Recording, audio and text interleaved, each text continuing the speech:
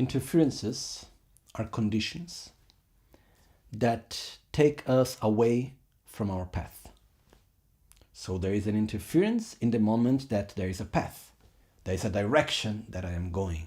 And then suddenly something happens. There is a certain condition which does not allow me to follow correctly the path that I have taken. So when we talk about interferences, there are inner interferences, such as our fears, jealousy, envy, doubt, anxiety, all sort of our inner conflicts that do not allow us to follow the path that we have chosen. These are inner interferences. Outer interferences are people with certain behaviors, weather, nature, material. So I want to go to one place in order to go for a retreat, and then suddenly all the flights are cancelled and I cannot go to the retreat. That's an external interference which did not allow me to do what I wanted to do. Then there are secret interferences, which are things that appear as positive but actually are negative. Secret interferences are things that look nice, they may even be nice, but they do not allow us to fulfill the purpose that we have. They do not allow us to follow the path that we have put into us. For example, there was one great master in Tibet called Puten Tamche Khenpo, and it was said that one moment in his life he received as a gift pen and paper, and he understood from that he needed to write. And he is the master in Buddhist history of Tibet that wrote the greater amount of books, like more than 100 volumes he wrote. And he would have like one stupa and he would go around writing 4 books at the same time, having one secretary at each side of the stupa. And as he would circumambulate it, he would say to each secretary one verse, one line to write of the book. On 4 different subjects he would write at the same time. And by that he wrote an incredible amount of books. But the masters that came after him said that was a secret interference, because he passed most of his life writing and not meditating. So he passed down his knowledge, which is something so beautiful and important, but he was not able fully to realize it because he didn't dedicate that time for his own meditation. So this is a form of secret interference, which in a way is something good, but it blocks something better. It's better to realize than to know. So even though it's wonderful knowing. So how to get rid of interferences? First of all, we need to see an interference as an interference. Until we are not able to recognize an interference as an interference, we cannot do anything about it. Once we recognize something as an interference, then we can actually find a way how to overcome it. But for that, first of all, actually we need to make clear what is our path. We have to have clear our objective. For example, making a very mundane example, we have a relationship between 2 people. Father and son, mother and son, husband and wife, it doesn't matter, any type of relationship. What is the objective that we have together? Is to have an harmonious, peaceful relation, is to be able to do something together. What is our objective? Once we have our objective clear, then we can see that jealousy is an interference. Then we can see that fear is an interference. Then we can see that doubt is an interference. Then we can see that certain external situations can be an interference for our relationship to be kept in a peaceful and harmonious way. One of the problems often, or let's say one of the greatest interferences, is not having clear which is our path, not having clear which is our objective. So then we cannot even see an interference as an interference because we even have not clear where we want to go and what we want to do. So my advice is, first of all, always go back to the main objective, to the greater picture. Because when we look at the greater picture, we will see that the problems that look big, actually they become smaller. And interference is just something that troubles us. It's not something that will not allow us to move forward. The other part which is really important is that interferences not necessarily need to be something difficult, not necessarily need to be something negative. When we have an interference, it's going to show us our weakness. It's going to show us where we have conflicts. And based on that, we can use that on our own advantage. We can use it actually to strengthen ourselves, to choose a better path. That's very important. This is what is called in Tibetan Kyenge Troksha, which means to transform the adverse circumstances into the path. To make friendship with the enemy and use the enemy for our own purpose.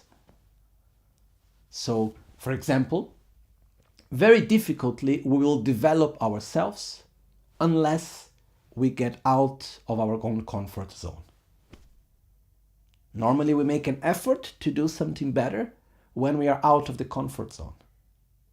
So based on that, when there is a problem, when there is a difficulty, when there is sickness, when there is conflict, it is actually one of the best influences, one of the best stimulation that we can receive to practice. Really to take out the best of ourselves, because our goal is clear and we are not going to let ourselves to be put down because of this or that difficulty. And this is something that really helps us to develop our strength and to look and to go forward and go beyond the present, looking to the future. So how to eliminate interferences? By not getting lost into the interference. By not seeing the whole world into it. It's like if there is a problem and we only remain inside the problem, then our whole world becomes the problem. Or better, the problem becomes our whole universe. Instead, we need to step aside, look at the bigger picture, and sometimes even it means that we cannot follow the precise path that we thought. We need to go around, because on that road there is something that does not allow us to walk on. But we will learn so many other things going on the other road. In my life, I had many projects, many things that I put forward. Some of them went as I expected, many not. But when I look backwards, I'm very grateful for all the difficulties I had, because they have taught me so much. And sometimes I needed to change the path. But I still follow the ultimate goal in the same way. Because we need also to be humble and to understand that in front of circumstances, we need to adapt and not force the circumstances. And most of the times, one of the greatest interferences that we have is our own attachment to the idealized view that we have of how reality should be.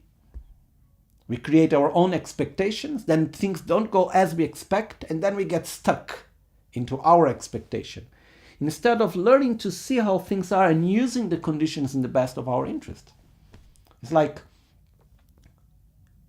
learning how to sail. When we enter the boat, we make our own plan where we want to go. But when we start sailing, the winds change, the currents change. And what we need to do? Adapt to the wind, adapt to the current. Instead of staying there crying, saying that the wind is wrong and the current is wrong. We need to adapt to it and take it on our advantage. And most probably it will take us to places that otherwise we would have not gone. And we will learn things that otherwise we would have had not learned. And it's really something that helps us a lot. But we need to be open to change. And from all forms of interferences, the really greater interferences are our inner interferences. Once we are above inner interferences, no external interferences can stop us. And we are able truly to overcome them and to transform them in whatever way necessary. I just remember one great master.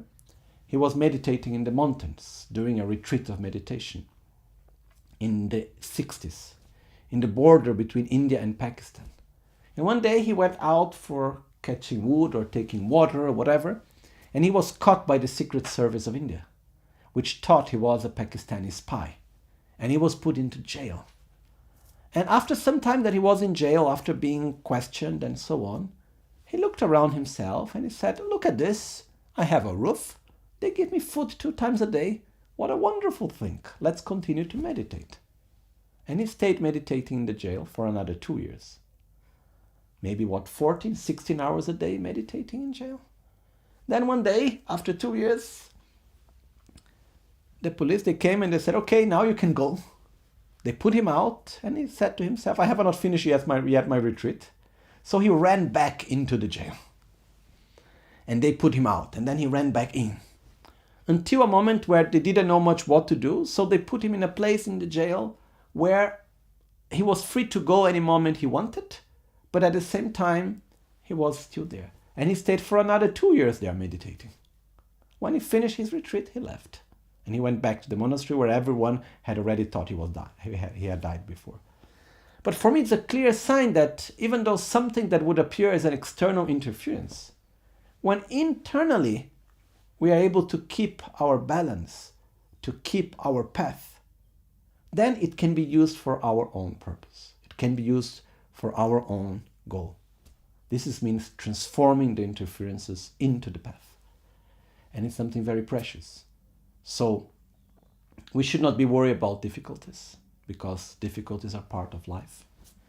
And for me, something that has helped me a lot is finding certainty in the certainty of uncertainty. Which means life is uncertain. Truly speaking, we never know what is going to happen. We have no certainty about it. But somehow we try to create certainty and we get attached to our own view of how things should go. And we suffer so much because things are not as we expected. So when we are certain of uncertainty, then we just need to rely on our own skills of adapting to the wind, adapting to the current. And once we are certain of our own skills on sailing, we don't need to be afraid of any wind, of any weather, of any ocean.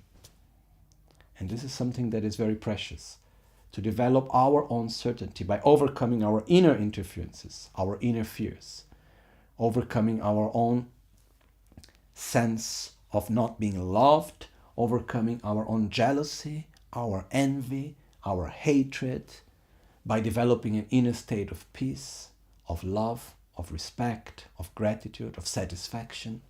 Once we have that clear with us, then we can adapt to any situation and there will be no more interference for us. So what is the best way to overcome interferences? Develop a deeper state of love, of peace, of wisdom.